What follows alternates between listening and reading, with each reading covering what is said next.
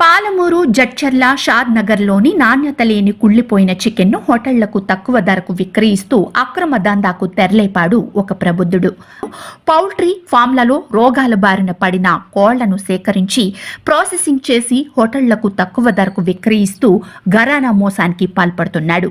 గుట్టు చప్పుడు కాకుండా సాగుతున్న ఈ వ్యవహారాన్ని షాద్ నగర్లోని చికెన్ సెంటర్ల యజమానులు కొందరు పసిగట్టి వ్యాన్ అడ్డగించడంతో అసలు వ్యవహారం బయటపడింది. పూర్తిగా కుళ్లిపోయి కంపు కొడుతున్న చికెన్ ఫాస్ట్ ఫుడ్ సెంటర్లు, హోటళ్ల యజమానులు తక్కువ ధరకే చికెన్ దొరుకుతుందన్న ఉద్దేశంతో నాణ్యత లేకున్నా అదే చికెన్తో వంటకాలు తయారు చేసి వినియోగదారులకు అందిస్తున్నారు. నాణ్యత లేని రోగాల బారిన పడిన చికెన్ తిన్న వినియోగదారులు ఆసుపత్రుల పాలవుతున్నట్టు తెలుస్తోంది. గుట్టు చప్పుడు కాకుండా సాగుతున్న అక్రమ చికెన్ దందా అడ్డుకోవాల్సిన అవసరం ఉంది.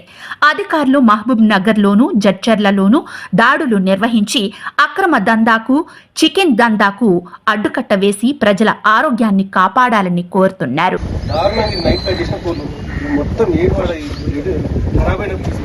షాద్నగర్ విజయలక్ష్మి చికెన్ సెంటర్, మైపాల్ రెడ్డి నా పేరు. షాద్నగర్కి చికెన్ మాబ్నార్ నుండి పంపిస్తున్నాడు. అన్ని సచిన కోళ్ళు, ఫామ్ కంప్లీట్ కోళ్ళలో కొన్ని కోళ్ళు మిగులుతాయి అన్న. ప్రతి ఫామ్లో 10,000 కోళ్ళలో ఒక 100-150 కోళ్ళు కుంటి కోళ్ళు అవన్నీ మిగులుతాయి.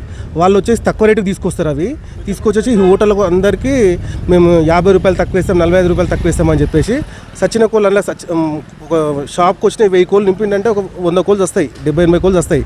ఆ కోళ్ళు కూడా సాఫ్ చేసి హోటల్లోకి వేస్తున్నాడు.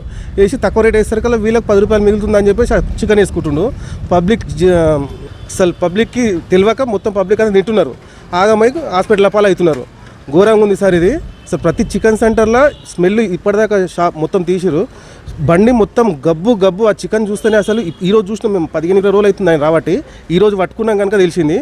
15 రోజులు అంతా ఇదే చికెన్ వేస్తుండు అందరికీ. సచిన కోళ్ళు, ఫామ్ కంప్లీట్ కోళ్ళలో బిల్కుల్ లెగ్ బర్డ్స్, ఆ బ్లడ్ జామ్ అయిపోయి ఉంటుంది. మూలకు పడి ఆ పురుగులు వచ్చిన కోళ్ళు కూడా ఉంటాయి సార్. ఆ చికెన్ చూసినాం ఇప్పటిదాకా. మరీ దారుణంగా ఉంది. ఆ చికెన్ మళ్ళీ షాద్నగర్ రాకూడదు. వస్తే మాత్రం ఈ షాద్నగర్ షాప్లో ఎవరు ఊకోరు, ఆపుతారు సార్. మరి దాని మీద చర్యలు తీసుకోవాలి మీరు.